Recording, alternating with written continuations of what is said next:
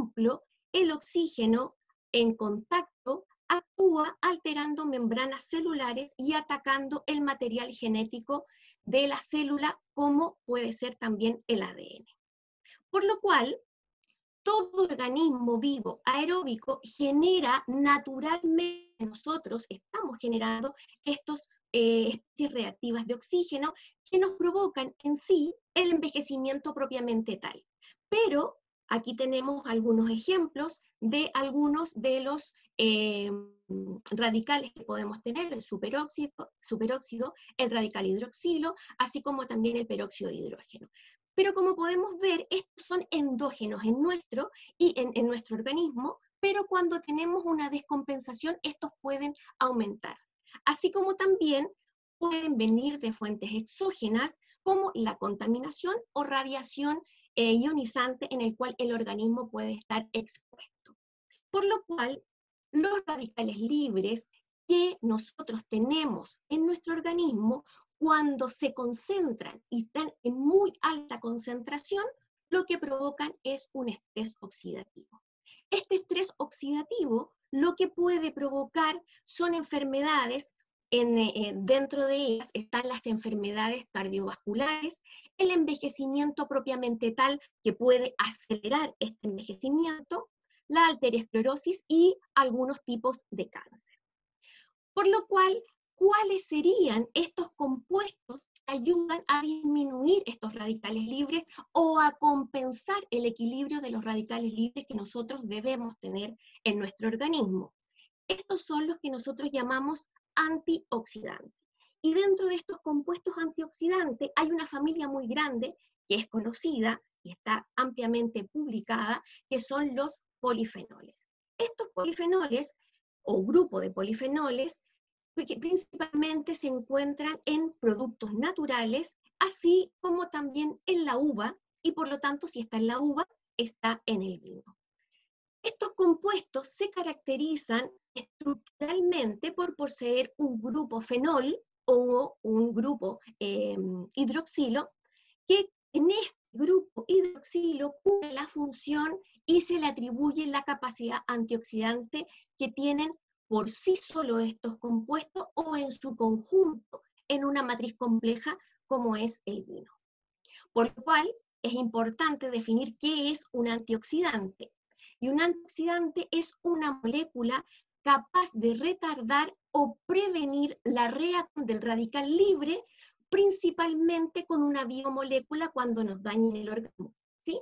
Y por lo tanto, retrasa esa reacción con el organismo al actuar el antioxidante y reaccionar en primera instancia con el radical libre. Por lo tanto, también otra cosa importante que debe cumplir el antioxidante es que a muy bajas concentraciones reaccione o sea altamente reactivo con el radical libre, y por lo tanto, respecto al sustrato oxidable, que vendría siendo en este caso la biomolécula, retarda, previene la oxidación de dicho sustrato y por lo tanto no hay daño celular o se retarda este daño celular. Dentro de los compuestos polifenólicos en alimentos, en general podemos ver varios grupos, y estos grupos, como los podemos ver en la pantalla, tenemos las antocianidinas, los flavonoles, flavanonas, flavonoles, flavonas e isoflavonas.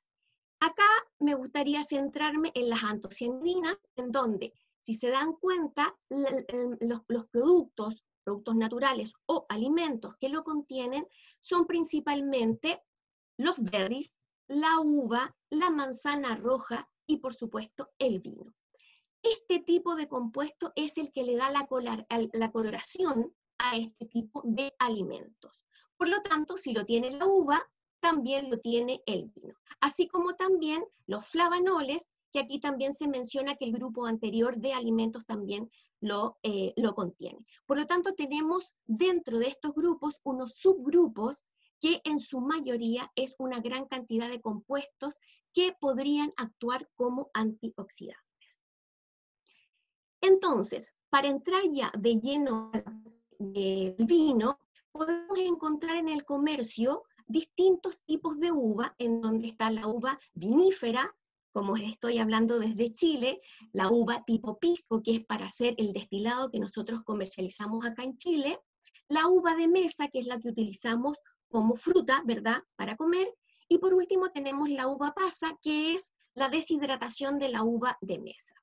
Solo a grandes rasgos ver que la uva vinífera es la que se ocupa para el vino, y me quisiera centrar en que dentro de la familia tenemos 11 géneros y dentro del género tenemos 66 especies.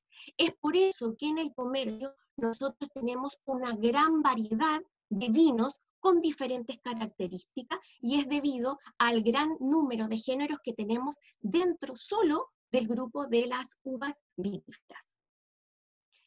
Por lo cual, si nosotros miramos en el centro de la uva, tenemos la baya, que la baya tiene 3 componentes importantes. En este caso viene siendo la piel, la semilla y, digamos, la pulpa, ¿sí? En donde la mayor concentración de estos compuestos que son beneficiosos o que tienen estas capacidades antioxidantes se concentran principalmente en la piel y en la semilla. Esto es de suma importancia cuando veamos la elaboración del vino. Por otro lado, como ustedes saben, la parte central de la uva tiene un tronco al cual se le llama escobajo, el cual es eliminado para el proceso de vinificación en este tipo de producto que es el vino. Por lo tanto, ahora adentrándonos en la parte de elaboración, nos vamos a encontrar con 2 tipos de elaboración. Esto es a grandes rasgos, siempre considerando que cada viña y cada variedad de vino tiene algunos tipos de modificaciones en su elaboración o en su vinificación. Pero en general, para los vinos blancos, tenemos que las uvas se cosechan, luego son transportadas, y si se dan cuenta llegamos a esta parte que es la despalilladora, en donde efectivamente separamos las bayas del escobajo, que es ese tronco central que tienen las uvas. Luego, las bayas son llevadas por medio de una bomba de tornillo a un enfriador, y en este enfriador es donde se hacen todas las correcciones de acuerdo a la variedad de vino, y también se agregan algunos componentes que son precisamente dependiendo de cada variedad. Y luego que se hacen todos estos ajustes, pasa a la prensa. En la mayoría de los procesos de vinificación de vino blanco, la prensa consiste en prensa de globo. ¿Qué ocurre? Están las bayas, y lo que ocurre es que un globo se empieza a inflar, empieza moderadamente a aplastar las bayas y empieza a salir el jugo. Este concepto, el jugo de la uva, se llama mosto, que es previo a la vinificación. Y luego este jugo es separado, el mosto es separado de las partes sólidas de la uva, y se van a una cuba, en donde en la cuba se produce el proceso de fermentación alcohólica y posterior fermentación manoláctica. Cuando termina este proceso, vamos a obtener el vino final. Y si es un vino varietal, es embotellado inmediatamente. De lo contrario, pasa a barrica, que es cuando está en contacto con madera, si es que queremos envejecer el vino. Por un lado, tenemos la vinificación de las uvas tintas, en donde en la primera etapa, como pueden ver, se realiza la cosecha y es transportada a las viñas. De igual manera, la despalilladora hace la división entre el escobajo y las bayas, pero en este caso, cuando tenemos las bayas separadas, estas son directamente introducidas en la cuba de fermentación. ¿Qué ocurre acá? Las uvas tintas empiezan un proceso de maceración entre el orujo, que es el jugo, y las partes sólidas. Por lo tanto, ¿qué ocurre? Empieza un proceso de extracción de las partes sólidas, que lo hace el jugo. Por lo tanto, acá vamos a tener más componentes que son de la piel y de la semilla de la uva. Este periodo, dependiendo nuevamente del tipo de variedad de uva tinta, A veces se hace solo la fermentación a muy baja temperatura y luego la fermentación alcohólica o, dependiendo la variedad, a veces la maceración con la fermentación alcohólica en conjunto. ¿Qué ocurre? Durante 2 semanas ocurre este proceso de extracción. Por lo tanto, claramente vamos a tener más compuestos que están principalmente en la parte sólida de la uva. Una vez finalizada la fermentación alcohólica, pasa a una prensa y en esta prensa recién es separado el orujo, que es la parte sólida de las uvas, con el mosto, que ya está en proceso de fermentación para continuar con la fermentación manoláctica. Por lo tanto, aquí hay una gran diferencia de los componentes que podemos encontrar en los diferentes vinos que en general podemos encontrar en el comercio. Por lo cual, con el vino ya procesado, tenemos vino blanco, ¿verdad? Vino gris, vino rosé y vino tinto. Si nosotros nos centramos en el vino blanco, de acuerdo a lo que acabamos de definir, tenemos que es una uva blanca, de variedad blanca, ¿verdad?, con una vinificación de vino blanco. Si nos vamos al otro extremo,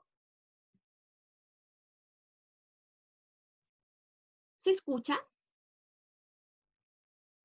¿Perdón? Sí, Caro, te escuchamos. Sí, perfecto, perfecto.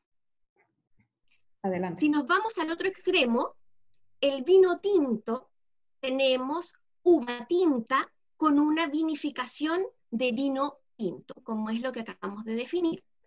Pero encontramos otras 2 variedades en el comercio, que es el vino gris, que es uva tinta, pero con una vinificación de vino blanco.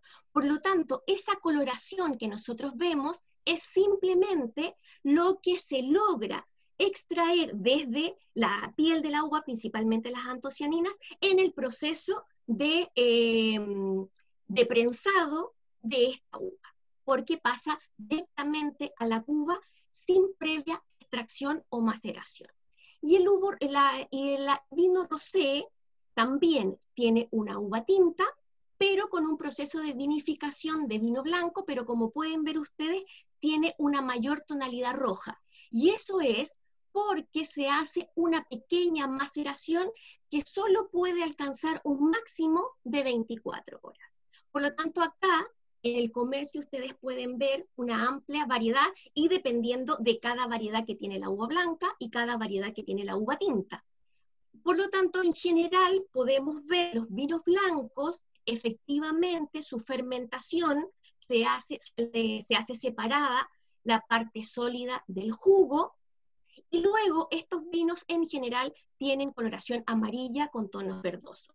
Por otro lado, tenemos los vinos tintos, que la fermentación y maceración se hacen en conjunto con la parte sólida de la uva, y luego es separada solo para la fermentación manoláctica, y tiene un color rojizo, y una cosa característica en general de los vinos tintos es la astringencia, que es la extracción de los taninos por parte principalmente de la uva, que estos taninos, al precipitar con las proteínas de la saliva, producen este efecto de astringencia.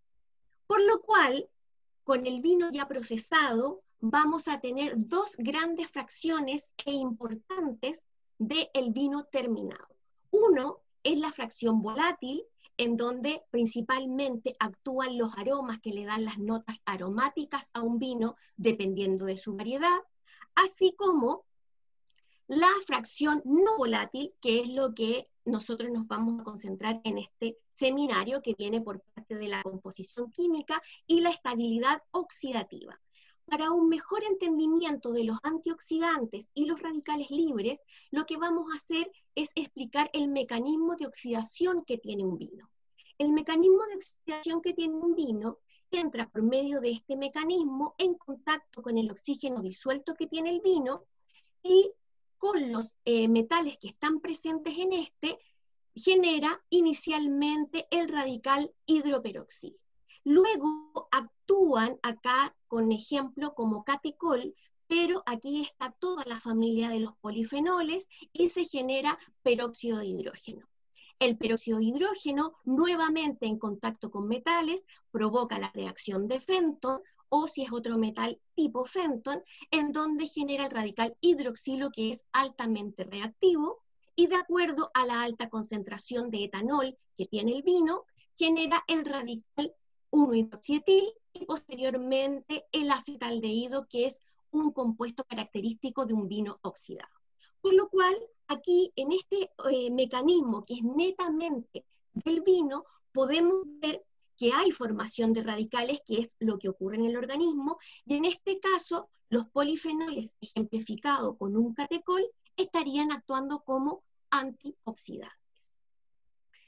Por lo tanto, para entender la cantidad de polifenoles que nosotros tenemos en un vino, ya sea vino blanco o vino tinto, vino joven se refiere a vino varietal que se produce y se embotella, y luego un vino envejecido, que es el que pasa por madera de roble, por un tiempo determinado, que se llama,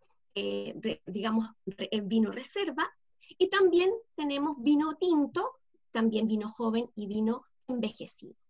Podemos tener dos grandes grupos, los cuales son los no flavonoides y los flavonoides. Dentro de los no flavonoides tenemos los hidroxicinámicos, en donde podemos ver que efectivamente en el proceso de envejecimiento, tanto para vinos blancos como vinos tintos, ocurre una disminución, ¿sí? Pero los valores son más o menos parecidos entre el vino blanco y vino tinto. Bueno, entonces, como estábamos viendo, dentro de las clasificaciones de estos tipos de compuestos en el vino, tenemos los no flavonoides y los flavonoides, en donde dentro de los no flavonoides están los hidroxicinámicos, que ya vimos que en general disminuyen en el proceso de envejecimiento, así como también tenemos que los ácidos benzoicos están en menos concentración en vinos blancos que en vinos tintos, ¿verdad? Y aquí una parte muy importante, los taninos hidrolizables, fíjense que en los vinos jóvenes no se encuentra porque estos tipos de compuestos se producen dentro del envejecimiento con el contacto con la madera. Y por otro lado está el estilbeno, que es el resveratrol, que es uno de los componentes prioritarios y más famosos dentro del vino, porque se encuentra en muy baja concentración, pero es altamente antioxidante. Y por otro lado tenemos los flavonoides, que podemos ver que dentro de alguna de las familias, como las antocianinas, no están en presencia en los vinos blancos, pero sí en los vinos tintos, y esto es principalmente por el color de lo que ya habíamos hablado. Entonces, en general, podemos ver que al hacer la sumatoria de todo este tipo de compuestos, podemos ver que en los vinos tintos está aproximadamente 9 veces más concentrado que en los vinos blancos. Por lo cual, en nuestra investigación, lo que quisimos ver es si tengo la capacidad antioxidante y quiero ver esta capacidad antioxidante no solo mide los antioxidantes, sino que la capacidad antioxidante total de matrices en general de productos naturales, lo que queremos ver cuáles actúan como antioxidantes y como prooxidantes. Entonces vimos y quisimos realizar la contribución de estos por diferentes métodos de capacidad antioxidante. Para esto tomamos 37 vinos Carmener, que son la cepa emblemática de nuestro país, que es un vino tinto, y por otro lado fueron todos varietales, quiere decir que no pasaron por madera. Dentro de las capacidades antioxidantes de los métodos podemos hablar que hay dos tipos de mecanismo, uno que se basa principalmente en la transferencia de átomos de hidrógeno y otro en transferencia de electrones, por lo cual elegimos uno de cada uno, este siendo el más conocido como transferencia de átomos de hidrógeno, que es la capacidad de absorción de radical libre de oxígeno, en donde principalmente tenemos una molécula sonda, que es la fluoresceína, y un generador de radical libre térmicamente. La pH sobre 37 grados Celsius empieza a generar radical libre. Por lo tanto, acá reacciona la fluoresceína y esta es oxidada, por lo tanto pierde su cualidad de fluorescer. Entonces, ¿qué ocurre? Cuando nosotros agregamos un antioxidante, este antioxidante compite en esta reacción, ¿verdad?, para apagar la fluoresceína, y si se dan cuenta acá en la gráfica tenemos diferentes concentraciones de vino, y vemos cómo se alarga este lag en la cinética, y esto hace que haya una mejor competición. Por otro lado, dentro de los mecanismos con transferencia de átomos, de electrones, perdón, ocupamos el radical libre de PPH, que este es un radical sintetizado en el laboratorio que es medianamente estable y por lo tanto nos permite hacer mediciones. Este radical en solución es de un color púrpura muy oscuro y cuando entra en reacción con los antioxidantes se transforma en un color amarillo. Por lo tanto, este mecanismo puede ser medido perfectamente espectrofotométricamente a 517 nanómetros. Por lo tanto, qué tan reactivo es mi vino es qué tanto se va a apagar o el cambio de color que va a ocurrir, y la mayoría de las veces se expresa como IC50, concentración necesaria de vino para inhibir un 50% de este radical. Por lo cual, las correlaciones que obtuvimos fueron las siguientes. Tenemos los dos métodos de capacidad antioxidante y para ello hicimos una serie de mediciones. A cada vino se le midió los polifenoles totales por el ensayo de Folin, así como también mediciones basadas en estructura, medimos taninos, flavonoles, antocianinas copigmentadas, antocianinas totales y compuestos fenólicos de bajo peso molecular, así como también compuestos que tienen que ver con la copigmentación. Tenemos pigmentos poliméricos largos, pigmentos poliméricos cortos y los pigmentos poliméricos debidos principalmente al color. Y por último, algunos compuestos que de acuerdo al mecanismo de oxidación podrían intervenir como prooxidante. Están los metales, que es hierro y cobre, que actúan en la capacidad de prooxidantes, ¿verdad? Y el manganeso tiene cualidades redox parecidas y por lo tanto fue incluido en este estudio. Como resultado de este estudio hicimos análisis univariable de cada una de las capacidades antioxidantes con cada uno de los parámetros que medimos, y la verdad que para los polifenoles totales tuvimos unas correlaciones más o menos moderadas, pero significativas, para el ORAC-FL de 0,67 y para el DPPH de 0,64. Si bien es cierto, los polifenoles son antioxidantes, este método de Folin tiene muchas interferencias, y es ahí que podemos corroborar que no hay una correlación sobre un 0,9%. Por otro lado, como les dije, se hizo una correlación univariable con todos los parámetros y no hubo ninguna correlación buena, excepto para hierro, en donde hubo una correlación de 0,51 que tampoco podría indicarse que podría contribuir directamente con la capacidad antioxidante del vino. Por lo cual se sugirió hacer una regresión múltiple lineal, en donde pudimos hacer cálculos a partir del conjunto de todos los marcadores químicos que medimos. Y los resultados fueron los siguientes.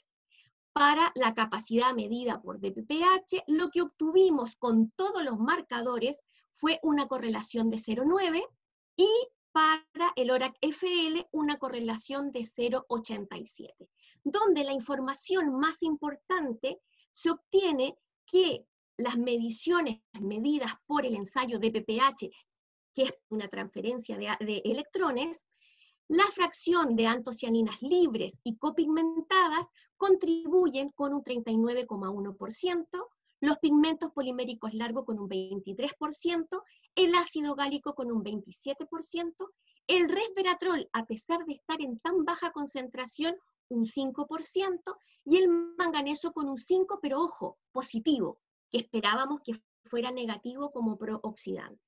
Por otro lado, la capacidad antioxidante medida con ORAC-FL, tenemos que los flavonoles tienen un 23,6% de contribución, los pigmentos poliméricos con un 16,3%, los taninos con un 9,6%, nuevamente el ácido gálico con un 30%, hierro y manganeso con una contribución sobre un 9% aproximadamente. ¿Qué ocurre? El ácido gálico, efectivamente, por ambas capacidades antioxidantes, contribuye considerablemente, y esto es principalmente porque el ácido gálico es uno de los componentes antioxidantes que se encuentra en mayor concentración. Estamos hablando de gramos por litro. Otra cosa importante es que los metales que considerábamos como prooxidantes acá contribuyen positivamente. Estos son nuevos estudios que estamos realizando en donde tenemos la hipótesis de que estos metales forman complejos con este tipo de compuestos, sobre todo los que tienen catecol, y por lo tanto podrían cambiar la capacidad antioxidante y por lo tanto contribuir con ellas. Los invito a ver en detalle todo este estudio en esta publicación del 2014 y quizás puedan, de acuerdo, en honor al tiempo, no detallé en más profundidad, ya que nos queda por último ver el vino y la salud. En la historia, el uso medicinal del vino viene del año 2000 a.C. y estaba definido como antiséptico, anestésico, tratamientos dermatológico y digestivo, y luego en el 400 a.C. este era recomendado para bajar la fiebre, desinfectar, diurético y como suplemento alimenticio. En el año 1410 hubo el primer reporte de los componentes del vino y estos eran los polifenoles.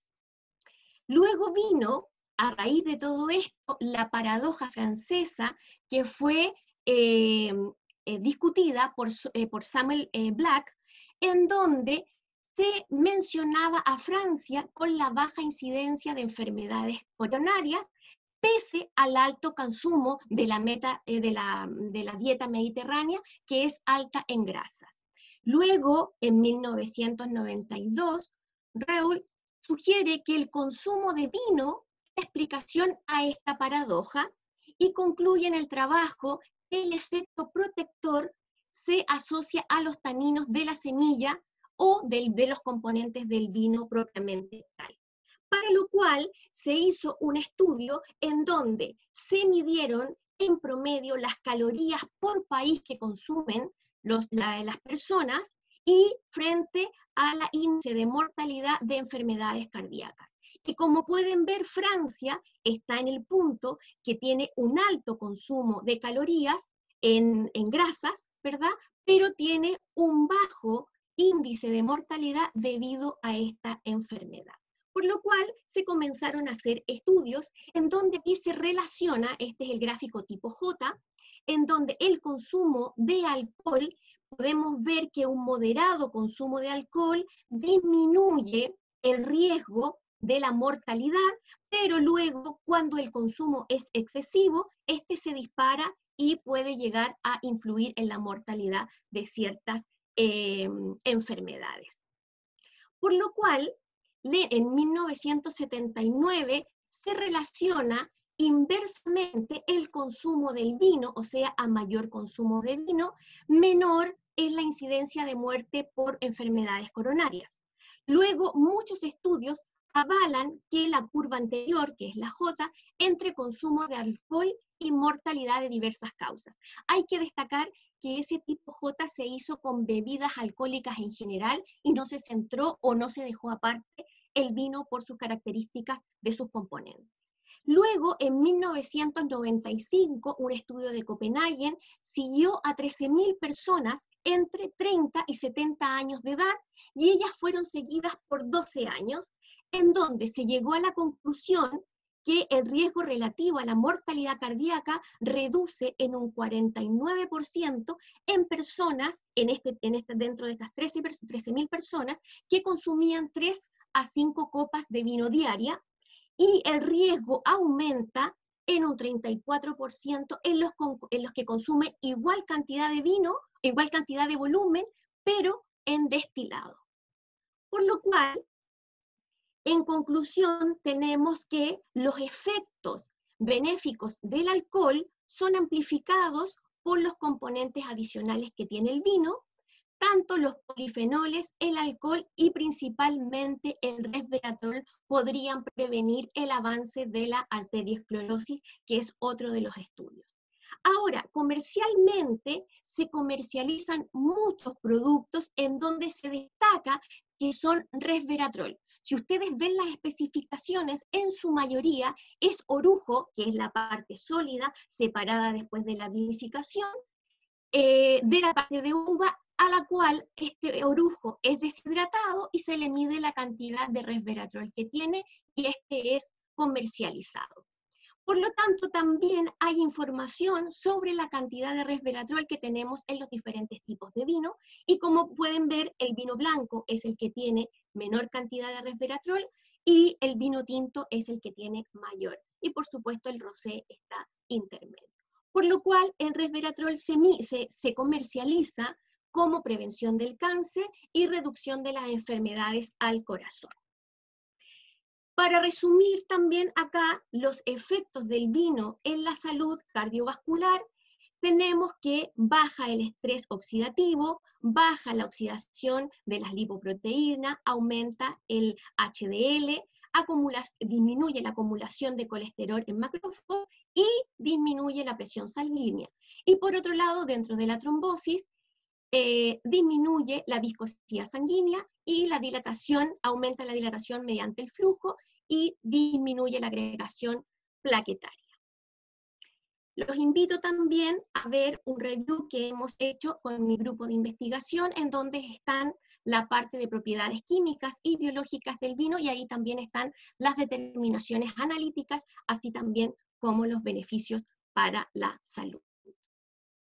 Bueno, y la pregunta es, ¿cuánto tenemos que consumir, verdad? Aquí están el vino, que por su contenido de polifenoles como antioxidantes se prefiere frente a la cerveza, que sabemos que en México es altamente consumida, ¿verdad?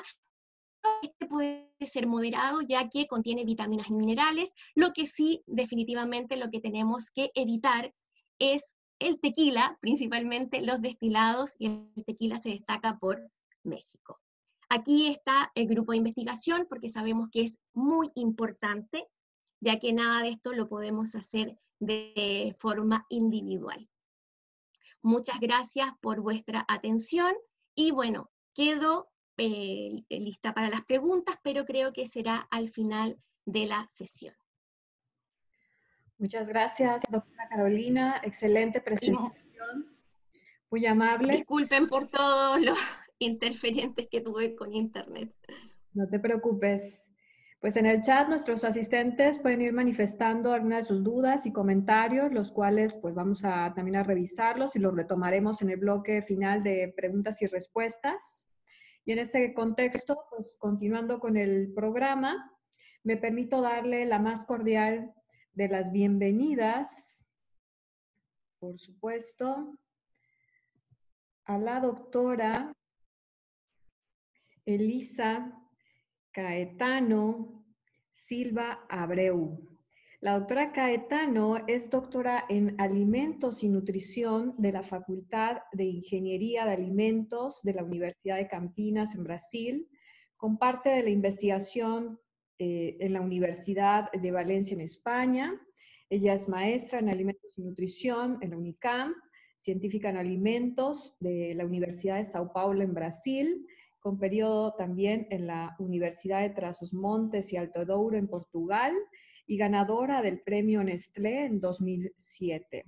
Actualmente ella es investigadora visitante en la Universidad de Illinois en Estados Unidos como parte de su postdoctorado en el Instituto de Tecnología de Alimentos del ITAL en Brasil, y lleva más de 10 años investigando péptidos quelantes de metales y los efectos de complejos péptido metal. Su línea de investigación en el área de ciencias de alimentos tiene énfasis en bioquímica y caracterización química y analítica de péptidos bioactivos y proteínas. La doctora Caetano nos presentará el tema titulado Péptidos quelantes de metales y su efecto en la biodisponibilidad de los minerales.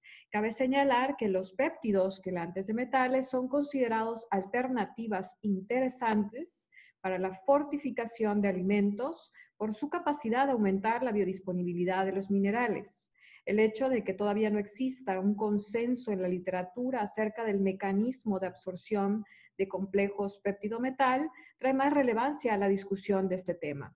En este seminario, la doctora Caetano abordará las principales fuentes proteicas de péptidos quelantes de metales y sus residuos aminoácidicos más importantes. Y respecto a los complejos péptido-metal, discutirá su formación antes o durante la digestión gastrointestinal, las técnicas para sintetizarlos y posibles mecanismos de absorción, así como algunas perspectivas sobre su uso como ingrediente alimenticio. Mi muy querida doctora Caetano, agradecida por haber aceptado la invitación extendida por su servidora a este webinar, le doy la más cordial bienvenida. Muchísimas gracias, doctora Mayra. Es un placer estar aquí con ustedes hoy, compartiendo un poquito de lo que trabajamos. Voy a compartir la pantalla. ¿Podéis ver? Perfecto. Vale. Pues, como he dicho, un placer estar aquí hoy, que creo que el asunto del tema de alimentos funcionales es un asunto muy importante y muy actual. Y hoy les voy a hablar un poquito específicamente de los péptidos quelantes de metales y cuál es su efecto en la biodisponibilidad de esos minerales. Pues sabemos que los péptidos son fragmentos, partes de proteínas que pueden ser obtenidos a través de la hidrólisis de distintas proteínas de diferentes fuentes. Y así que tenemos una mezcla de péptidos con distintas masas moleculares, distintas propiedades, y puede que de entre ellos tengamos algunos péptidos bioactivos, es decir, péptidos que van a presentar algún efecto beneficioso en nuestro organismo, y algunos de ellos pueden inclusive presentar más de un efecto. Y así pueden ser ingredientes para alimentos y tornarlos así alimentos funcionales, que son los alimentos que nos van a presentar, además del valor nutricional, aportan también algún efecto beneficioso para nuestro organismo. Y los péptidos bioactivos son un tema de gran interés, un interés creciente en las publicaciones en los últimos años. Podemos ver aquí que la gente está investigando mucho y buscando alternativas porque son muy interesantes y pueden presentar distintas bioactividades. Podemos tener los péptidos antioxidantes con capacidad antihipertensiva, péptidos hipoglucemiantes, como nos va a hablar el doctor Luis Mojica. Y de entre las bioactividades tenemos también la posibilidad de que los péptidos sean quelantes de metales, es decir, que un péptido tenga la capacidad de formar un complejo con el metal, protegiéndolo y formando una estructura más estable. Pero, ¿cuál es el contexto de uso de péptidos quelantes de metales? ¿Por qué nos interesa investigarlos y por qué utilizarlos? Pues aquí tenemos algunas de las muchas funciones metabólicas que tenemos en nuestro organismo y algunas de ellas, como el transporte de oxígeno, la coagulación de la sangre, formación de células rojas, todas las funciones que son dependientes de metales, como el zinc, el calcio, el hierro. Y eso es que si no llegamos a los niveles adecuados y necesarios de esos minerales, vamos a tener un cuadro de deficiencia de minerales y así todas las funciones no van a ser bien desarrolladas en nuestro organismo. Y lo que pasa es que el escenario de deficiencia de mineral es hoy uno de los problemas más grandes nutricionales que tenemos a nivel mundial, no solo en los países en desarrollo, sino como otros países también presentan problemas de deficiencias de minerales. ¿Y qué podemos hacer para disminuir las deficiencias? ¿Cómo hacer para que cambiemos ese escenario? Pues la primera cosa que podemos pensar es aumentar la ingestión de minerales, que la parte de la población que presente la deficiencia ingiera más minerales. Pero lo que pasa es que ni siempre la dieta es suficiente para llegar a los niveles necesarios. Aún más cuando ya tenemos el cuadro de deficiencia, es difícil que llegue a los niveles necesarios. Así que una posibilidad que tenemos es fortificar los alimentos, o sea, añadir los minerales en los alimentos que van a ser consumidos por esa parte de la población para que lleguemos a niveles más altos. Pero tenemos algunos problemas asociados. Muchísimas veces los compuestos que son utilizados, además de presentar algunos efectos colaterales que no son tan deseables, que pueden inclusive hacer con que la gente rechace el producto, tenemos un gran problema que es la baja biodisponibilidad. Muchísimas veces las sales de minerales utilizadas presentan baja biodisponibilidad porque en nuestro organismo ni todo mineral ingerido es efectivamente absorbido. Así que lo que tenemos que hacer es buscar alternativas de minerales más biodisponibles que sean más absorbidos por nuestro organismo. Así que una de las alternativas que tenemos y que voy a hablar un poquito hoy con ustedes, son los complejos péptido-mineral. La formación de un complejo con el mineral con la intención, el objetivo de aumentar su absorción. Y tenemos distintas fuentes que pueden ser utilizadas para la obtención de péptidos quelantes de metales. Y eso va desde fuentes de origen animal, como el huevo, la leche, el queso, cuando tenemos la acción microbiana, la proteólisis de la proteína de la leche, que va a generar justamente los péptidos que pueden presentar la capacidad de quelar los metales. O tenemos también fuentes vegetales como la soja, el garbanzo, el trigo y muchísimas fuentes que pueden ser utilizados. Y tenemos, claro, distintas composiciones de las distintas proteínas que podemos utilizar. ¿Y por qué eso es importante? Porque las interacciones entre péptidos y minerales pueden aumentar o disminuir dependiendo justamente de los residuos aminoácidos que tengamos en la estructura de la proteína. Algunos van a tener más afinidad por un tipo de mineral o por otro. Entonces, si nos interesa buscar péptidos que estén con el hierro o que estén con el calcio o el zinc, que hagan la unión, nosotros tenemos distintos grupos que pueden tener más afinidad por un mineral o por otro. En el caso del hierro, por ejemplo, tenemos el ácido glutámico o aspartico porque tiene alta afinidad por grupos con oxígeno, así como el calcio. Y en el caso del calcio, específicamente los fosfopéptidos son muy estudiados porque tienen gran afinidad por átomos de fósforo. Ya cuando estamos hablando del zinc, por ejemplo, tiene una gran capacidad de complejar con grupos de nitrógeno aromático o con el azufre. Entonces, grupos de metionina o cisteína o triptófano van a ser más interesantes. Así que hay que conocer la estructura de los péptidos que tenemos y cómo van a formar los complejos con los distintos metales que nos interesan. No, pero no estoy con... Parece que se le quedó pegado. ¿Me escucháis? Sí, Elisa. Solo creo que se te había trabado un poquito la presentación. Estamos en la diapositiva donde dice influencia sobre la absorción de minerales. ¿Estamos bien? Vale, perfecto. Me podéis escuchar ahora, ¿verdad? Correcto, continuemos. Vale.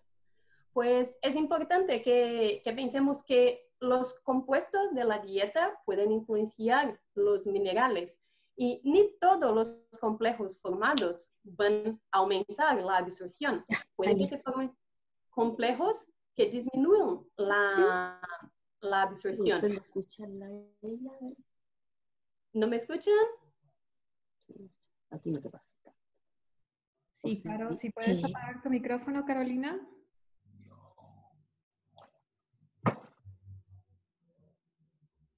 Vale, voy a seguir, perdona. Pues algunos compuestos van a formar complejos que pueden aumentar la absorción, como los aminoácidos, los péptidos, mientras tenemos otros compuestos que pueden formar complejos que disminuyan la absorción, como los fitatos y las fibras. Y eso va a pasar por las distintas características de los complejos formados. Por ejemplo, si tenemos un complejo insoluble, como se suelen formar complejos con los fitatos, por ejemplo, eso va a disminuir la absorción del mineral. Por eso es muy importante estudiar las características y comprender cómo se forman los complejos. No es solamente voy a formar un complejo con el mineral y así va a incrementar su absorción. Puede que no. Otro punto de muy alta importancia es comprender cómo son formados los complejos. Y eso puede ocurrir de dos formas distintas principales. Los complejos pueden ser formados durante la digestión, como hablábamos ahora, que los metales pueden interaccionar con otros compuestos de la dieta y eso puede aumentar o disminuir la absorción. Así que los péptidos pueden contribuir con la absorción, pero en este caso vamos a formar durante el tracto gastrointestinal la interacción de péptidos y de mineral. La otra posibilidad, que tenemos muchísimos estudios ya mostrando resultados promisores, es cuando los complejos son previamente sintetizados, es decir, que se tiene una reacción controlada con condiciones conocidas de concentración del péptido, del mineral, el pH y todas las condiciones conocidas, y se forman complejos con el objetivo de proteger el mineral a través de todo el tracto gastrointestinal y así aumentar su absorción. Lo que tenemos aquí es la forma como en general se suele hacer la obtención y la evaluación de péptidos quelantes de metales. Y partimos entonces de una fuente proteica que puede ser distinta para los distintos tipos de minerales que vamos a utilizar. Y partiendo entonces de un concentrado o aislado de proteínas, se hace la hidrólisis de la proteína.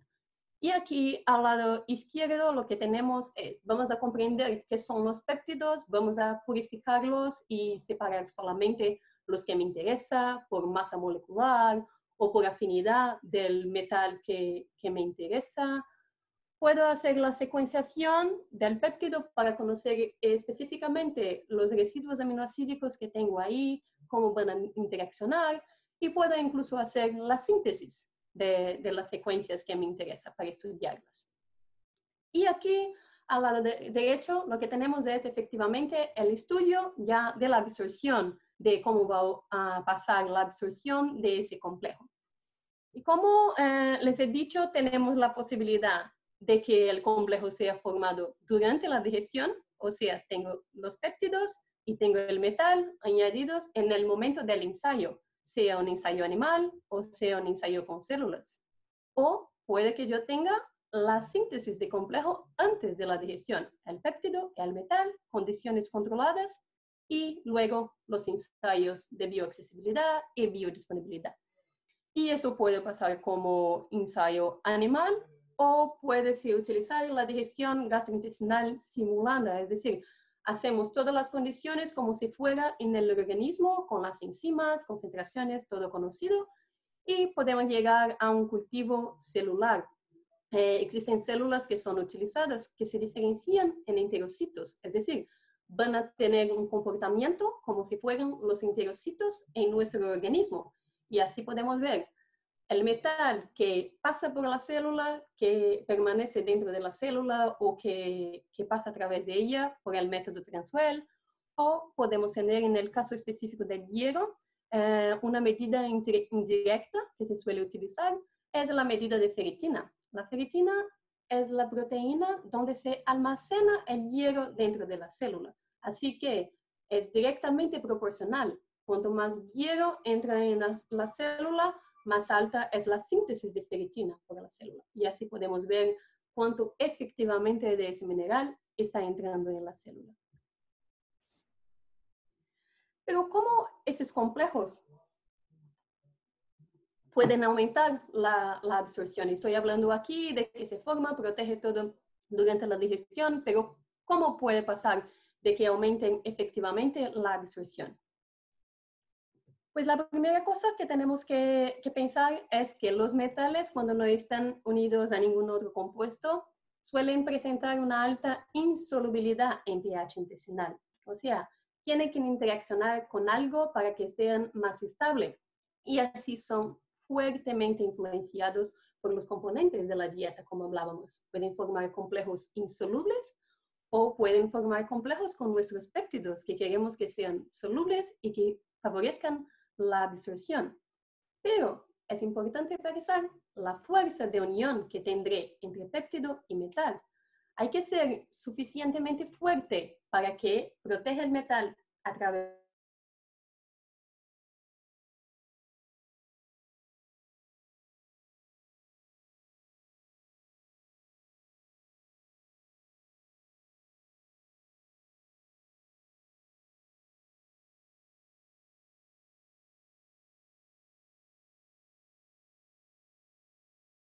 no interacciona con ningún compuesto, que llega ahí solamente el ion de hierro. Si está en su forma +3, hay que ser reducido para la forma +2 por una enzima. Y aquí tenemos inclusive un caso interesante, que es porque la vitamina C, por ejemplo, el ácido ascórbico, que mucha gente ha escuchado ya, que incrementa la absorción de hierro. Y eso pasa porque interacciona con él y así reduce el hierro para su forma +2 y hace con que entre más en la célula por el transportador específico que tenemos aquí, el DMT1, que es el transportador de metal divalente. Aquí un ejemplo solo de cómo el hierro puede interaccionar con otros compuestos. Vale, así que cuando está ya dentro de la célula, puede ser almacenado en la forma de ferritina o puede ir a la sangre y llegar al órgano donde haga falta de que tenga su acción. ¿Y qué pasa cuando tenemos el hierro M, o sea, el hierro proveniente de la carne de origen animal? Aquí no tenemos el hierro solo, tenemos ya el hierro complejado con una proteína, la proteína M. Y es efectivamente por eso que la absorción del hierro de origen animal suele ser más alta que de origen vegetal, porque estamos hablando aquí de un hierro que sea complejado y protegido durante toda la digestión. Y lo que tenemos en los enterocitos es un transportador específico para que entre en la célula aún complejado, solamente dentro de la célula, que va a ser ya separado el hierro para que así pueda ser utilizado de la mejor forma, pero sí que entra en la célula aún complejado. ¿Y qué pasa con nuestros complejos péptido-metal? ¿Van a entrar en la célula aún complejados también? ¿O van a liberar el metal cerca del enterocito para que entre por DMT1? Pues les digo que los dos pueden pasar. Puede que tengamos los dos mecanismos a la vez y eso va a depender del tipo de complejo que se ha formado, del tamaño, la masa molecular de mi péptido, la conformación, cuánto ha sido digerido por las enzimas y tenemos muchísimos factores que van a influenciar aquí. Y en el caso de que entre a un complejado, ¿cómo eso va a pasar? No tenemos un transportador específico para ese complejo, pero sí que tenemos posibilidades de que entre en la célula los péptidos pequeños. Así que puede pasar de que los péptidos a un complejado con los metales puedan cargarlos y hacer con que entre en las células aún en la forma de complejo. Y eso va a pasar como si es un di o tripéptido, un péptido muy pequeñito, puede ser mediada por transportadores específicos, puede que entre en los enterocitos por transitosis, de la formación de una vesícula, cuando el péptido es un poquito más grande. Y en los dos casos tenemos la posibilidad también de difusión paracelular por la unión estrecha entre dos células y puede así entrar en la célula también. O sea, en ese caso tendríamos también la posibilidad de que entre en la célula un complejado. Y aquí les traje un ejemplo. Aquí en este estudio han utilizado el zinc y formado un complejo con péptidos previamente a la ingestión. Así que hablábamos de la posibilidad de se formar durante la digestión o previamente. Y lo que me gusta en ese estudio es que tenemos aquí un otro factor también que influencia, que es la presencia de ácido fítico, como hablábamos también. El ácido fítico puede formar un complejo insoluble con el zinc y así disminuir su absorción. Y lo que pasa que podemos mirar aquí, cuando tenemos solamente el zinc, con el ácido fítico, compleja todo el zinc e impide que sea absorbido. Cuando tenemos los péptidos, va a haber una competencia entre péptido y ácido fítico por complejar los iones de zinc.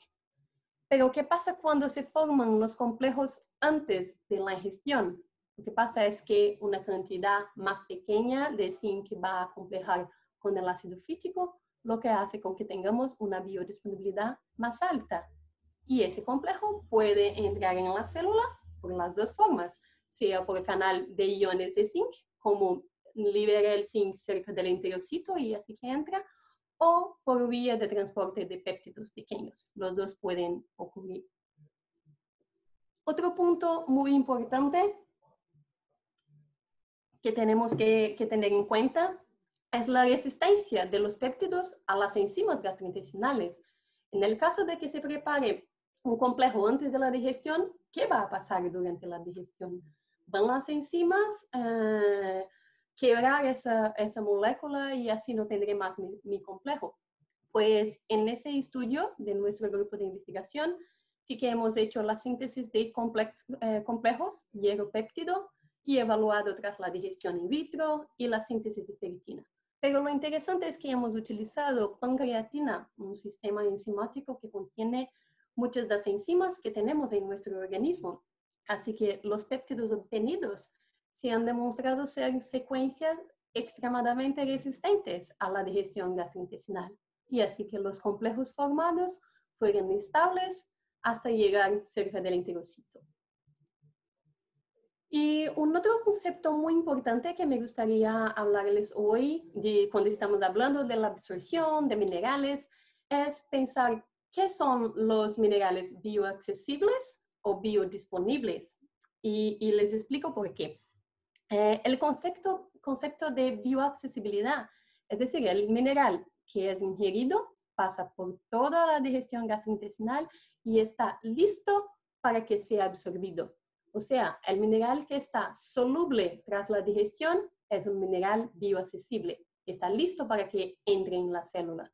Y el mineral que de hecho entra en el enterocito y así puede ser utilizado, o sea, el mineral que está listo para ser utilizado por el organismo, se puede llamar el mineral biodisponible. Y yo tengo una pregunta. ¿Siempre se puede predecir la biodisponibilidad a través de la bioaccesibilidad? Es decir, un mineral que esté soluble y cerca del enterocito, listo para ser absorbido, necesariamente va a ser absorbido. Nosotros tenemos muchísimos estudios hoy, a veces lo que suele pasar, a veces hacen el primer paso y dicen como que se puede predecir que va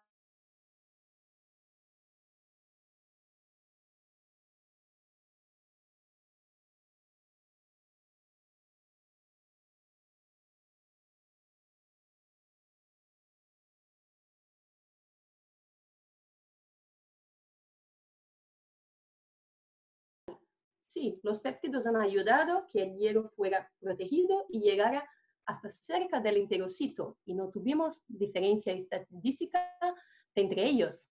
Pero cuando fuimos a evaluar la síntesis de ferritina dentro de las células, que nos ha pasado una gran diferencia entre complejos formados con péptidos más pequeños y con péptidos más grandes. Los mismos complejos que sí que han llegado cerca del enterocito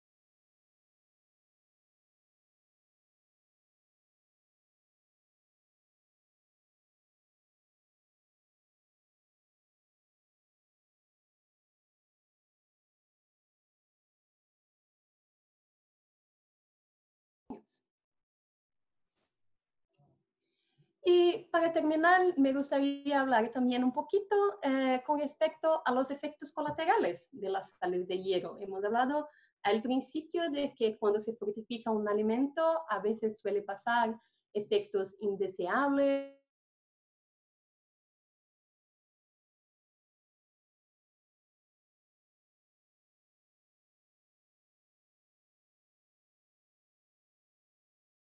efecto prooxidante del hierro. ¿Y eso porque el hierro es extremadamente activo, oxidante y tiene la probabilidad de interaccionar con otros compuestos? Y eso puede pasar en los alimentos, así que cuando se fortifica un alimento puede haber cambios sensoriales indeseables, llegando a que al consumidor no les guste el producto y no quiera consumirlo, y puede inclusive influenciar en la vida útil y en la calidad del producto. Pero aún más importante, tenemos también en el organismo el efecto del hierro libre, que puede provocar la destrucción de membranas celulares, el daño a la estructura del ADN. Así que si tenemos el hierro en una forma más estable y que eso no ocurra, es lo mejor, es lo que queremos buscar para un compuesto que sea utilizado para la fortificación.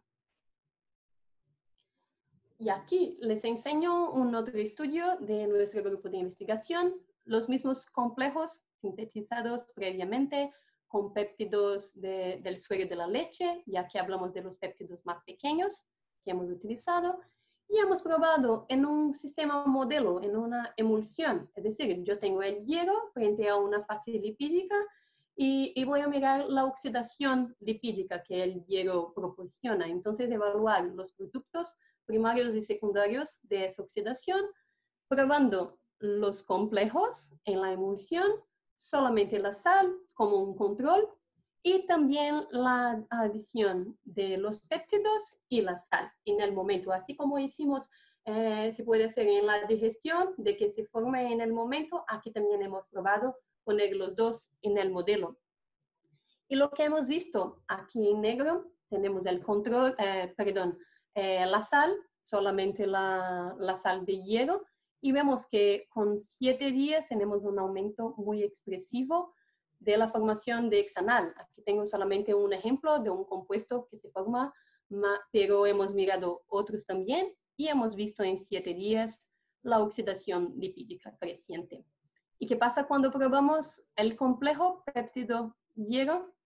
Es que es estable y por 7 días no hemos visto un incremento significativo de la oxidación lipídica.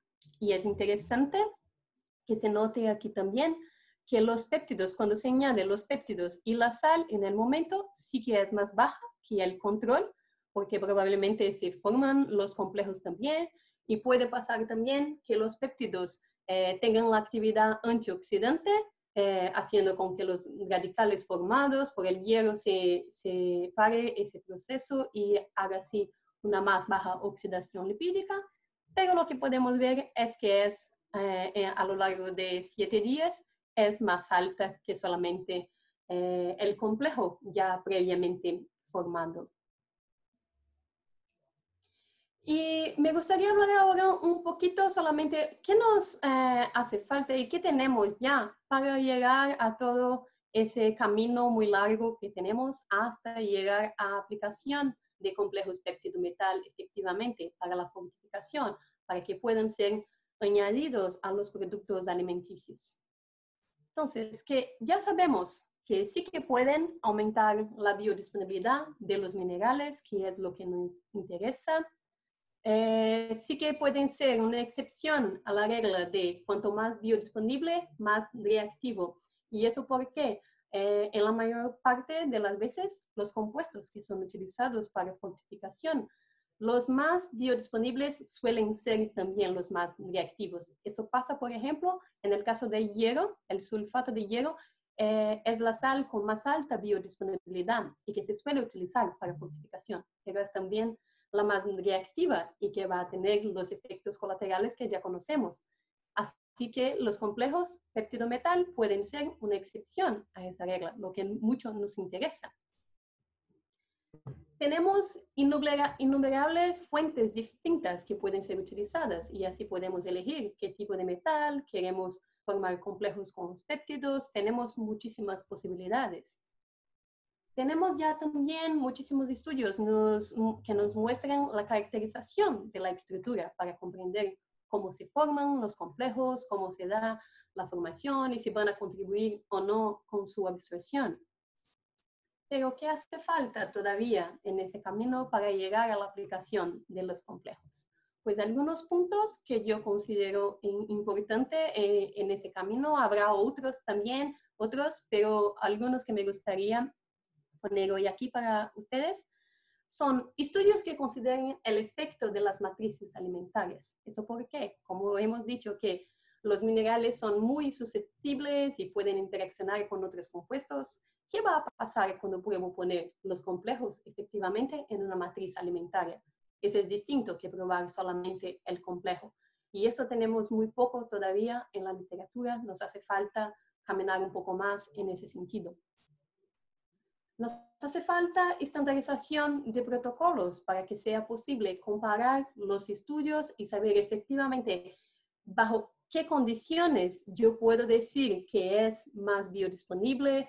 Yo sé que tenemos las diferencias entre los distintos organismos, pero podemos tener como un nivel estimado de biodisponibilidad si tuviéramos una estandarización de protocolos para que sea posible compararlos.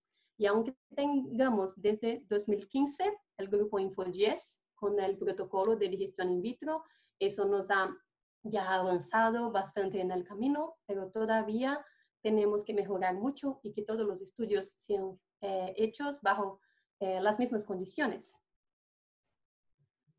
Y además de eso, también la aprobación regulatoria.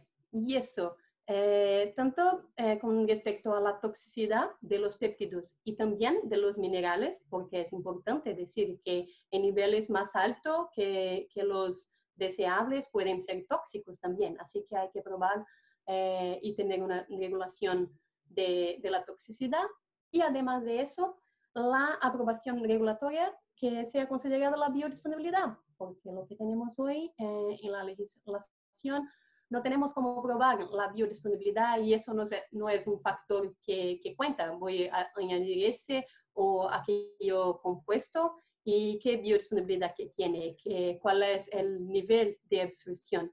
Pero claro que obviamente es importante que tengamos todos los otros pasos hechos para que sea posible comparar y así tener qué biodisponibilidad presentan los complejos.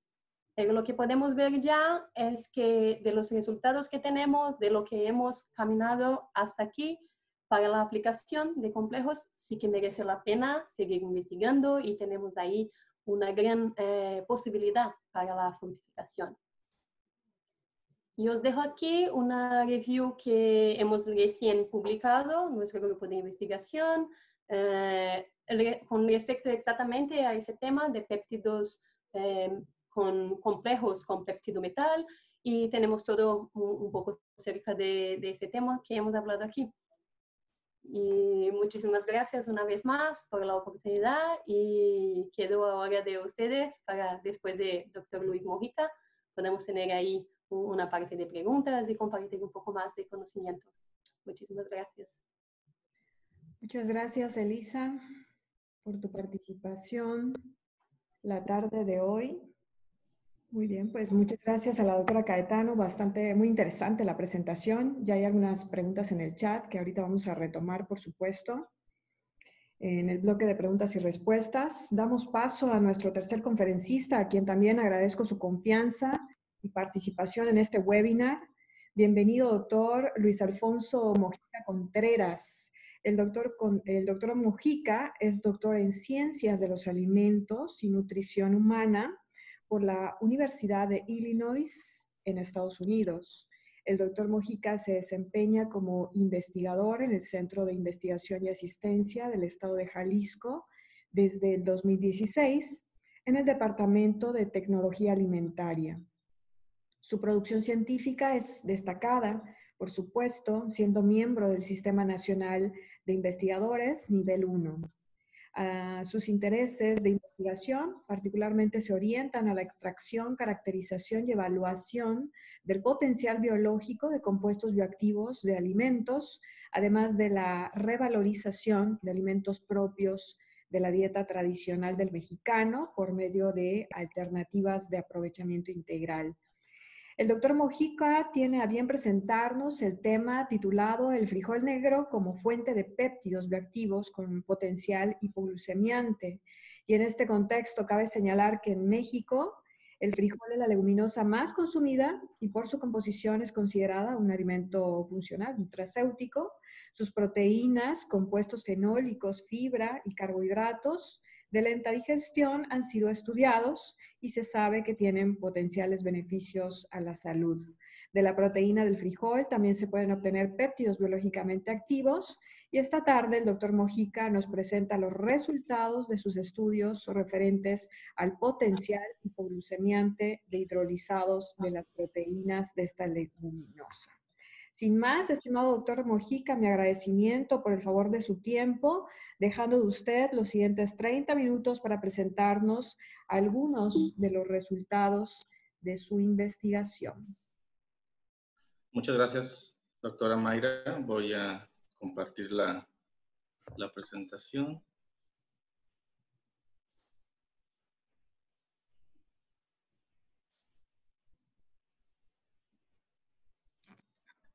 ¿Se ve ahora?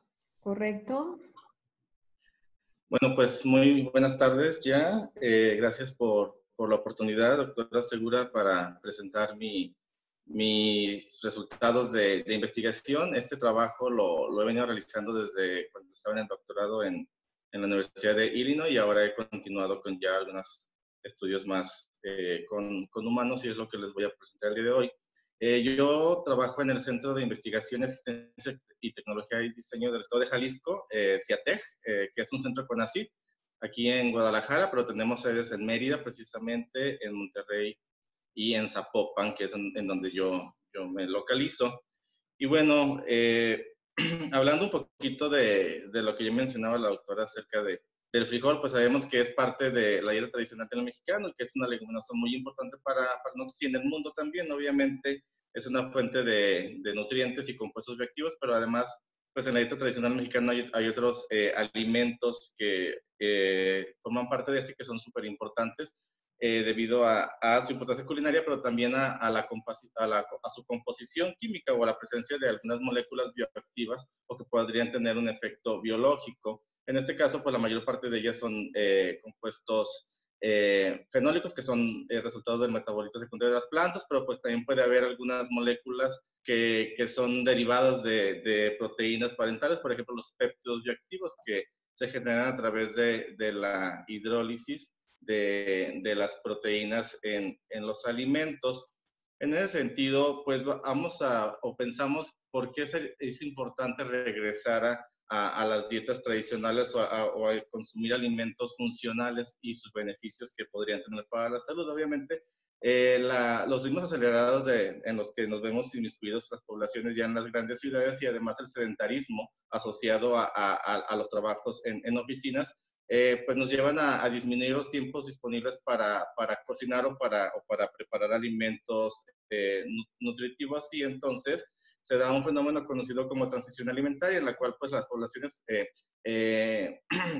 migran de su alimentación tradicional a alimentos altamente procesados o ricos o con alto contenido calórico, lo cual puede tener efectos o cambios en el estado fisiológico de las poblaciones y puede darse la activación de algunos genes que nos hace susceptibles al desarrollo de enfermedades metabólicas. En ese sentido, hablando un poquito de la transición alimentaria, pues se sabe, al menos en México, que el consumo de refrescos, por poner un ejemplo, ha aumentado en las últimas décadas hasta un 50% aproximadamente, pero el frijol, que a pesar de que es parte de la dieta tradicional, pues ha disminuido casi en la misma proporción, desafortunadamente. En ese sentido, pues hay una gran cantidad de factores que involucran o que son responsables de este tipo de cambios, como la migración, el urbanismo, el aumento del poder adquisitivo, y pues que pues debido al trabajo en oficinas o la incorporación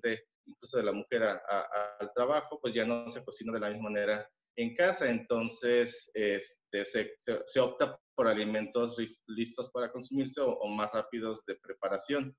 En consecuencia, pues hay una serie de cambios en el estado fisiológico de las personas, lo cual da pie para el desarrollo de enfermedades crónicas multifactoriales. En este caso, pues sabemos que en México, al menos, y bueno, en muchos países, la obesidad y sobrepeso y la diabetes tipo 2, pues son problemas ya epidemiológicos y es grave porque las tendencias o las acciones actuales muestran que no hay una tendencia a la baja, al contrario, pues se mantienen con ligeros incrementos. Entonces, pues vale la pena pensar en el desarrollo de alimentos funcionales o la incorporación de estos a la reincorporación de estos a la dieta en algunos casos para prevenir en este tipo de enfermedades. Cuando hablamos de obesidad y diabetes tipo 2, pues el tratamiento obviamente es farmacológico y se recomienda también cambios en el estilo de vida como la alimentación, pues el incremento de la actividad física y una reestructuración cognitiva del paciente. Por otra parte, los fármacos, pues sabemos que tienen efectos secundarios en la salud de las personas o de los pacientes.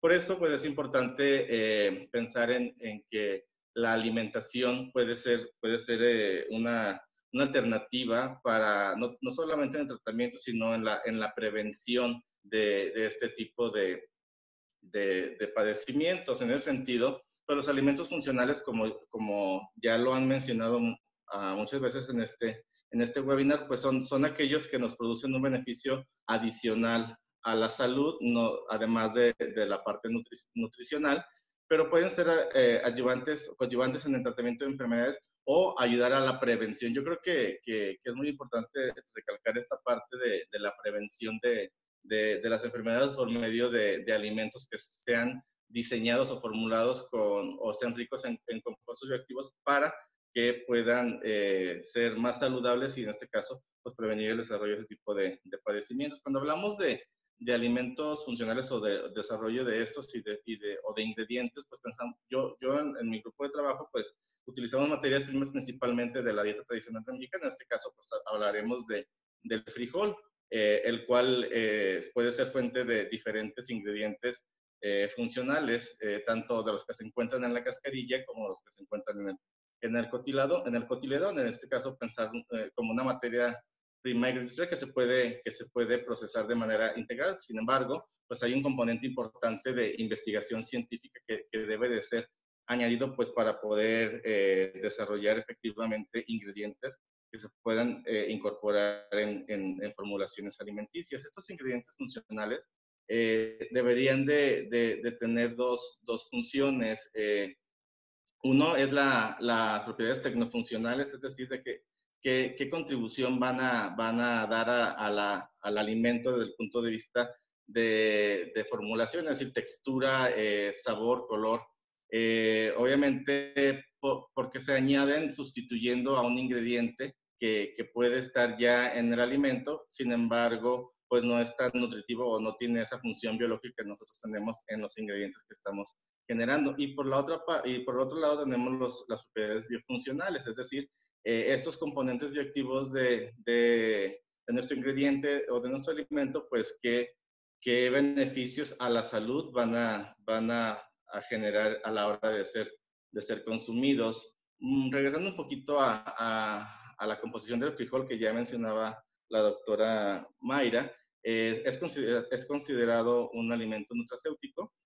Posee una gran cantidad de carbohidratos de almidón, carbohidratos de digestión lenta como almidón resistente, algunos oligosacáridos, es rico en proteínas, bajo en lípidos, lo cual es también muy importante.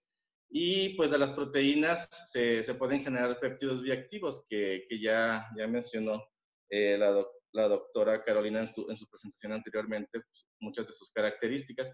Y además, pues el frijol en la cascarilla, que la cascarilla es aproximadamente el 10% de todo el frijol, posee una gran cantidad de compuestos fenólicos. Y bueno, si hablamos del frijol negro, pues de antocianinas, que también la doctora Elisa mencionaba sus beneficios a la salud en su charla acerca de los vinos.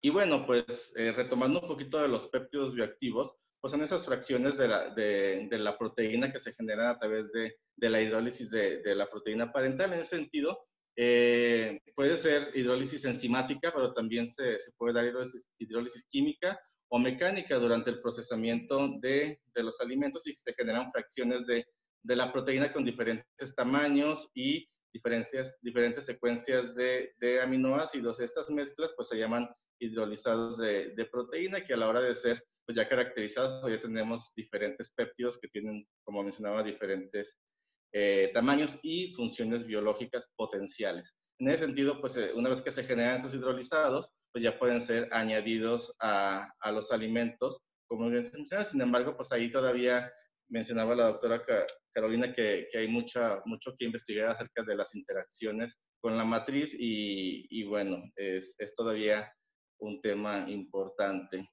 Bueno, entrando ya en materia de mi presentación, el objetivo general de este trabajo era evaluar el potencial de compuestos bioactivos de frijol para modular marcadores de diabetes, en este caso diabetes tipo 2.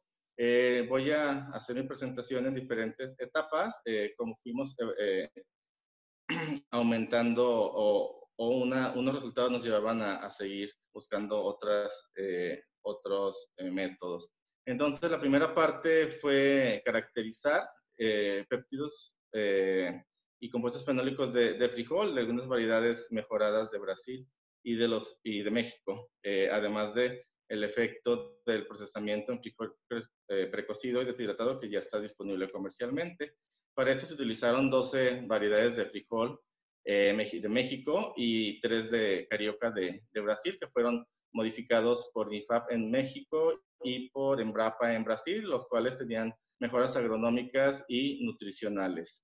En ese sentido se caracterizaron los compuestos fenólicos, las proteínas y los péptidos generados, y después se evaluó su potencial biológico por medio de ensayos bioquímicos y enfoques in sílicos como acoplamiento molecular. De los resultados de este trabajo, pues vimos que en sí los péptidos que se caracterizaron tenían, bueno, hay una base de datos que se llama BioPep o BioPep, en la cual se reportan las secuencias peptídicas que se van descubriendo y que tienen diferentes potenciales biológicos. En este caso, muchos de los péptidos que encontramos en el frijol tenían potencial para inhibir la enzima dipeptidasa 4, que es una enzima o un blanco molecular utilizado en el tratamiento de la diabetes tipo 2. Esta enzima hidroliza las incretinas en el organismo y pues su inhibición ayuda a una mayor secreción de insulina. Entonces, eso nos dio una idea de que podríamos tener péptidos con potencial antidiabético. Por otro lado, pues encontramos compuestos fenólicos interesantes como delfinidina o ácido ferulico, que pues se sabe o se ha reportado que tienen potencial biológico importante.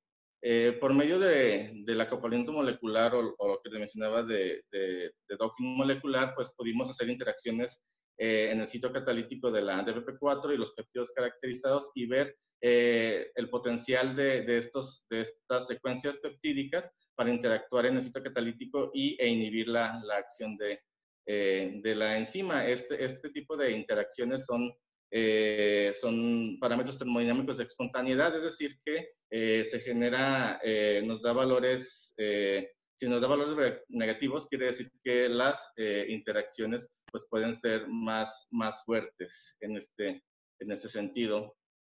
Otro de los estudios que hicimos fue ver el potencial de los hidrolizados de proteína de frijol procesado térmicamente y obviamente el control serían el frijol sin procesar para ver si el proceso disminuía el potencial biológico de los hidrolizados. En ese sentido, pues esta figura muestra el IC50, que es la concentración necesaria para inhibir el 50% de la actividad de la dipeptidasa 4 y los valores más pequeños quiere decir que son más potentes. Entonces no vimos realmente que el proceso disminuyera el potencial biológico, al contrario, podría aumentarlo.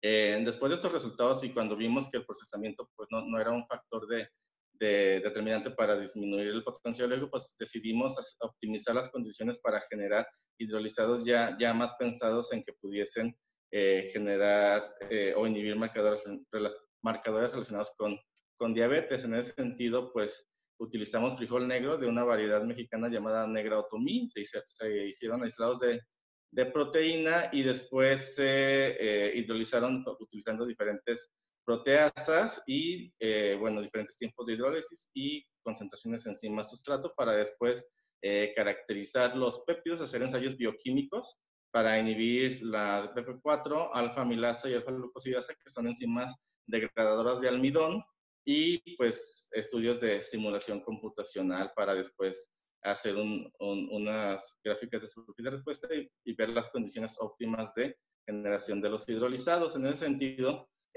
para nuestro estudio, pues encontramos que la enzima con mejores resultados será la alcalasa, después de 2 horas de hidrólisis y una relación enzima-sustrato 1:20. Se caracterizaron péptidos que iban desde los 400 Daltons hasta los 1400 y pues como mencionaba también la doctora Carolina, pues una cosa importante cuando tenemos proteínas y van a ser sometidas o van a ser consumidas, pues hay una hidrólisis por las enzimas propias gástricas. Entonces hicimos simulación gástrica para ver si después de ser consumidas iban a conservar su potencial biológico y vimos pues que no había diferencias estadísticamente significativas, al menos en las enzimas que nosotros utilizamos como variables de respuesta para optimizar la generación de estos hidrolizados. Y bueno, la conclusión de esta parte fue que se podían generar hidrolizados con la alcalasa después de 2 horas de hidrólisis y una relación enzima-sustrato de 1:20 para que tuvieran mayor potencial inhibitorio de las enzimas. Ahora voy a pasar a la parte número 3 o la etapa 3A, que la dividí ahí 3A porque en unos cultivos in vitro y en la P es estudios in vivo. Y aquí lo que queríamos ver era evaluar la capacidad de los hidrolizados de proteína para modular la absorción de glucosa. En este caso utilizamos este modelo de permeabilidad que también ya mencionó que utiliza la doctora Carolina, de CACO2, que se diferencian a enterocitos. Y lo que queremos ver era cómo los hidrolizados, incluso péptidos puros que sintetizamos, podrían bloquear transportadores de glucosa a este nivel. Además utilizamos fluoretina, que es un compuesto fenólico que bloquea a los transportadores SGLT1 y GLUT2 para ver si podíamos ver una disminución en la absorción. Este es el modelo de insertos de monocapa, en la cual pues puedes ver cuánto está pasando de tu molécula de interés o cuánto podría pasar de tu molécula de interés. Además utilizamos microscopía confocal para medir la expresión de los transportadores de glucosa, SGLT1 y GLUT2, pero además su localización en la célula, ya que el GLUT2 se trasloca a la parte apical para aumentar la absorción de glucosa en condiciones de alimentación. Además, pues técnicas de inmunoensayos como Western blot y se midió también el roce intracelular por medio del método de fluorescencia. Como parte de los resultados, pues vimos que sí había una disminución de hasta el 24% después de 24 horas de la absorción de glucosa y que también lo tenía cuando veíamos una cinética de 180 minutos, nada más de internalización de la glucosa. Y bueno, aquí también se utilizaron los péptidos puros. Por otra parte, vimos que la expresión de las proteínas por medio de la técnica de Western blot, pues sí había una disminución en la expresión de los transportadores de glucosa, no así de algunas moléculas asociadas al mecanismo de translocación del glucosa a la parte apical de la membrana. Cuando vemos los resultados de los estudios de microscopía confocal, pues vemos que en la primera figura tenemos pues las células sin tratar, en las cuales pues solamente tienen glucosa y después el compuesto fenólico fluoretina y los hidrolizados de proteína de frijol con 10 miligramos por mililitro, y pues sí vemos una disminución de la expresión y de la localización de los marcadores de interés, que es el GLUT2 y el SGLT1. En ese sentido, si hacemos un corte transversal de estas fotografías que muestro, pues sí se ve que en la parte apical pues se ve una expresión o una translocación más del transportador GLUT2, que se ve marcado en verde, y del SGLT1 comparado con los tratamientos de hidrolizado y el control positivo.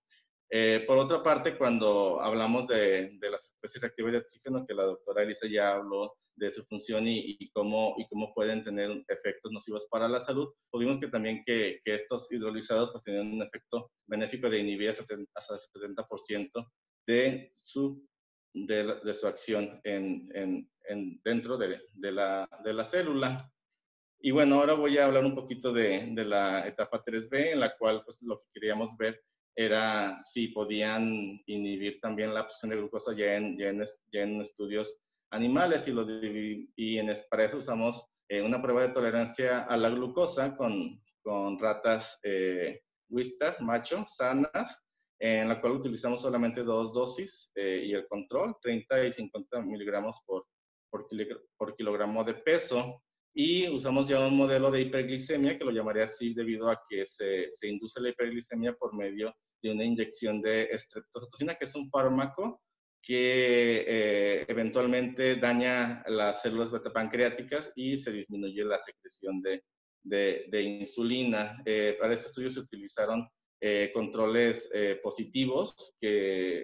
sanos, perdón, los cuales uno no tenía tratamiento, después tres grupos sanos con el hidrolizado de proteína 100, 150 y 200 miligramos por kilogramo para ver si había un efecto nocivo del hidrolizado en animales sanos. Y después los grupos con hiperglicemia, con las mismas dosis de 100, 150 y 200 miligramos por kilogramo de peso corporal del hidrolizado. Y bueno, un grupo con insulina y después otro grupo con fármaco, glibenclamida y metformina, y un grupo sin tratamiento que tenía estreptozotocina. Este estudio se llevó a cabo por 15 días y se les daba el tratamiento, la mitad de la dosis en la mañana y después en la tarde. Y bueno, se hicieron las mediciones de glucosa.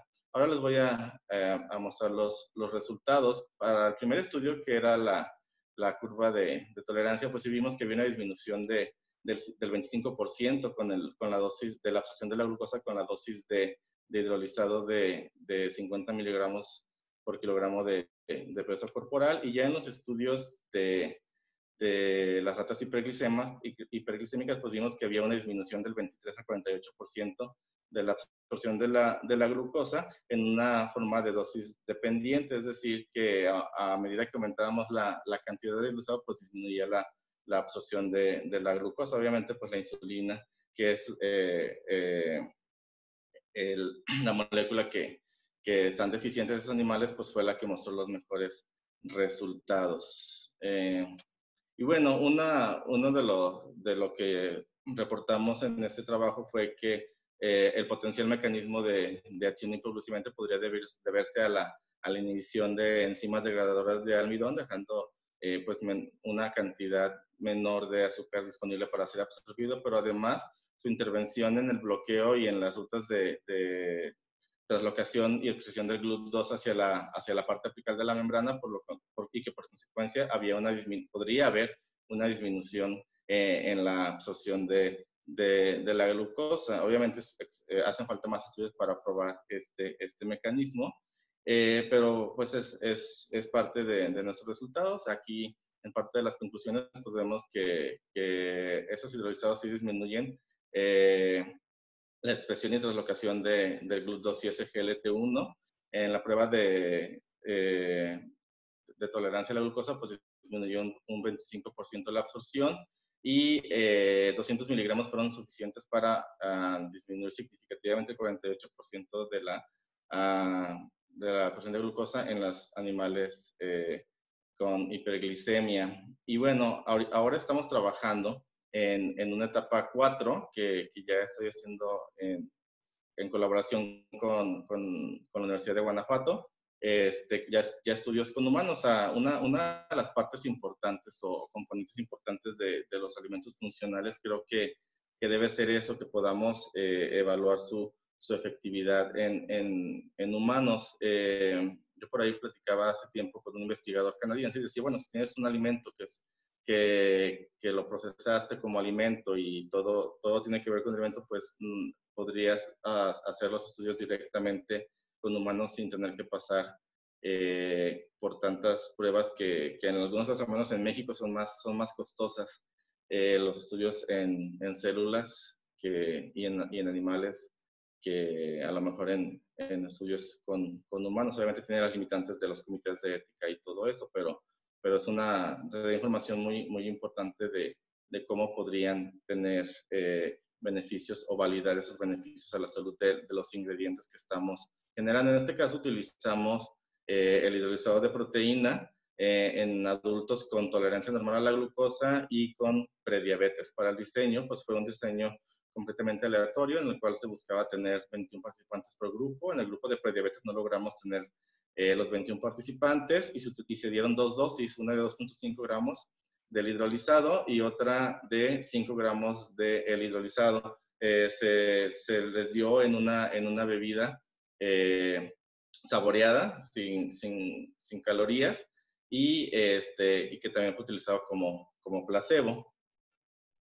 Como parte de los resultados, pues vimos que los sujetos con tolerancia normal a la glucosa, pues sí había una disminución también de manera dosis dependiente en el sentido de la cantidad de hidrolizado y el área bajo la curva después de consumir pues la carga de glucosa, lo cual no sucedió de la misma manera con los sujetos con prediabetes. Esto puede deberse a que pues, ya tienen alteraciones metabólicas y además de que los niveles de glucosa basal que traen pues ya son más altos y pues que no logramos el número necesario de participantes para completar este estudio. Obviamente la estudiante está trabajando en esto, pero sí vemos que al menos vemos una disminución significativa en la dosis de 5 gramos entre lo que es el placebo y esta carga de 5 gramos del hidrolizado de la proteína. Y bueno, como conclusión de este trabajo, pues vemos que sí hay una disminución en la glucosa en sangre de manera dosis dependiente en los pacientes con tolerancia normal a la glucosa. Y bueno, de mi parte es todo. Estoy abierto para preguntas también cuando sea necesario. Comento al público que vamos a continuar respondiendo las preguntas. Van a quedarse los conferencistas atendiendo directamente en el chat y en la sección de preguntas y respuestas, que quedaron algunas pendientes. Entonces le pediría a los conferencistas que vamos a pasar ese bloque, pero antes de eso también quisiera que extendiéramos algunas conclusiones de este webinar de alimentos funcionales y empezamos pues en el mismo orden que se llevaron a cabo las presentaciones. Entonces empezamos contigo, Carolina. ¿Qué concluyes en este webinar? Bueno, creo que ya muchos ahí los han comentado, los he estado viendo, que hay que consumir vino, pero siempre recomendable de forma moderada, ¿sí? Si bien es cierto, es una de las bebidas alcohólicas que contiene menor cantidad de alcohol puro, digamos, como comparado con los destilados, sí contiene componentes que pueden prevenir ciertas enfermedades de lo que acabo de hablar, de acuerdo a las que tienen este estrés oxidativo, en donde necesitamos oprimir a estos radicales libres, ¿verdad? Pero siempre de modo moderado. Gracias, Carolina. Elisa. Pues muchísimas gracias una vez más por la oportunidad, porque creo que siempre que podemos compartir los conocimientos que tenemos y la gente preguntando y poniendo los conocimientos que tienen, ya nos da ideas y otras cosas que hay que investigar y hacer las preguntas que todavía no tenemos respuesta. Es por eso que seguimos investigando. Y específicamente en el tema de los complejos peptidometal, algunas preguntas con respecto a las interacciones con otros compuestos, con otros minerales. Yo creo que queda mucho ahí un camino largo hacia la aplicación, pero esos momentos son preciosos para que podamos justamente decidir y pensar en qué camino seguir la investigación. Por eso creo que fue muy valioso estar aquí y bueno, si a alguien le apetece hacer alguna otra pregunta que sea fuera del webinar, estoy a disposición y si no tenemos la respuesta, seguimos investigando juntos. Muchísimas gracias. Gracias, Elisa. Te invito también entonces a atender las preguntas del chat que están pendientes para ti también. Y pasamos con el doctor Mojica. Luis, ¿qué concluyes? Bueno, pues yo creo que es importante el consumir alimentos funcionales, en este caso el frijol como nutracéutico, pues en la presentación que gusten, ya sea cocido en casa o enlatado o en pouched, pues va a tener muchos beneficios o va a proporcionar compuestos bioactivos para la salud, específicamente hablando de los ingredientes que se pueden generar a partir del frijol. Los péptidos bioactivos, pues es un campo que todavía nos falta llegar a la parte de, pues, primero que nada, ver la validación del potencial biológico, pero también las interacciones con la matriz alimentaria una vez que se piensan en formulaciones alimenticias. Entonces, creo que también es importante mencionar que los ingredientes o alimentos funcionales, pues, su función nunca va a ser la de sustituir fármacos, pero pues sí tienen un potencial preventivo importante y su consumo regular pues nos pueden ayudar a la prevención de enfermedades pues no transmisibles. Ese sería como mi comentario. Muchas gracias, Luis, por tu presentación y por estas conclusiones que nos extiendes. También, pues, los últimos minutos te invito a atender los comentarios del chat y de la sección de preguntas y respuestas. Y en ese contexto, pues, me permito, pues ya para ir sacando también yo mis conclusiones, pues no me resta más que agradecer, por supuesto, a nuestros conferencistas, al doctor Mojica, a la doctora Carolina, a la doctora Elisa, por la confianza, por supuesto, y también por el favor de su tiempo para compartir con nosotros sus principales hallazgos de investigación en torno a los alimentos funcionales. Este webinar fue de corte internacional con sus conferencistas, pero asimismo lo fue nuestro público, toda vez que tuvimos participantes conectados desde España, desde Estados Unidos, Colombia, Chile, por supuesto, Brasil y no se queda atrás México, quienes con el favor de su preferencia por este espacio, pues contribuyen con Someica por una cultura de calidad en el consumo de alimentos. Sin más, esperando coincidir nuevamente con ustedes el día 30 o en algún otro evento venidero, me despido con un cordial saludo, deseándoles pasen una linda tarde y entre tanto continuamos atendiendo algunas de sus preguntas en el chat. Muchas gracias a todos, gracias a los conferencistas por su participación.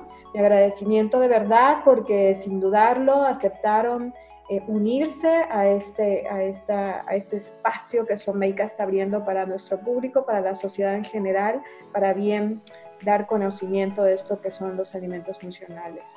Muchas gracias a todos por su participación y que tengan todos muy buenas tardes.